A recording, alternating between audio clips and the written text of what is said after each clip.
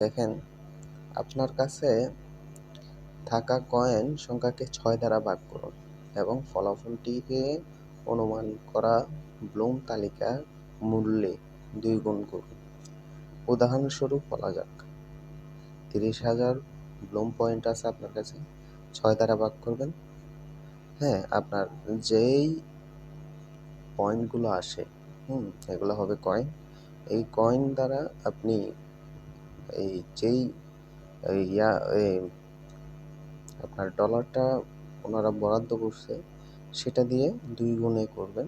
দেখবেন আপনার কত ডলার পাইতে পারেন। হ্যাঁ, ৩০,০০০ কয়েনে কত ডলার পাইতে পারেন।